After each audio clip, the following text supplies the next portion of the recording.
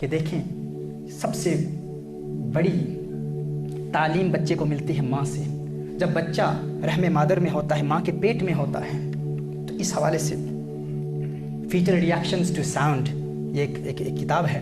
اس میں doctor burnt جے وہ اس پر کلام کرتا ہے. وہ کہتا ہے کہ بچہ جب ماں کے پیٹ میں ہوتا ہے تو 4.5 ہفتے کے بعد بچے کا اوڈیٹوری سسٹم مکمل ہو جاتا ہے، یعنی بچے کی قوت سماعت جاری ہو چکی ہوتی ہے. اور وہ کہتا ہے کہ بچہ اپنے ماں کی آواز سن لیتا ہے، بچہ اپنی ماں کی آواز سنتا ہے، اور سب سے زیادہ آواز جو سنتا ہے وہ ماں کے دل کی دھڑکن ہے. وہ کہتا ہے ماں کے دل کی دھڑکن کو سب سے زیادہ سنتا ہے. اور ماں کے دل کی دھڑکن بچے کے دل پر ایسے اثرات مرتب کرتی ہے کہ اگر ان ایام میں ماں خوش ہو تو بچہ پیدا ہوتا ہے تو خوشحال زندگی گزارتا ہے.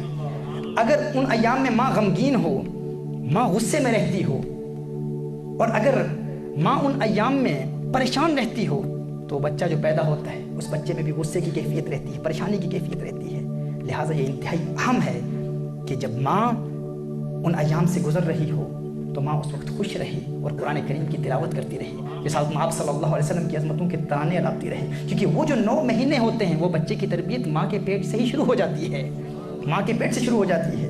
اور اس پر ڈاکٹر جان کیلی نے اس نے the secret life of an unborn child اس میں بڑا تفصیل سے کلام کیا ہے. وہ کہتا ہے کہ جب بچہ ماں کے پیٹ میں ہوتا ہے، جب رحم مادر میں ہوتا ہے، تو اس وقت بچہ جتنی آوازیں سنتا ہے اکثر آوازیں اسے زبانی یاد ہو جاتی ہیں. اب دیکھیں اس وقت اگر بچہ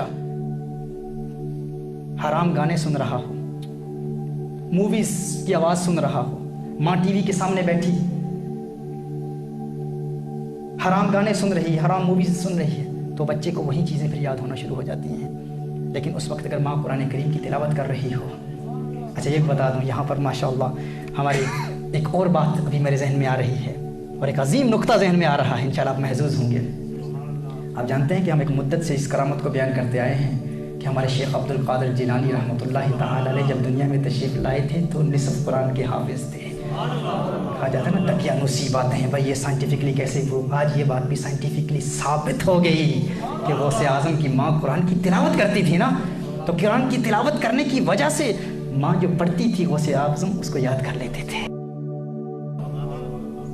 غوث اعظم اس کو یاد کر لیتے تھے.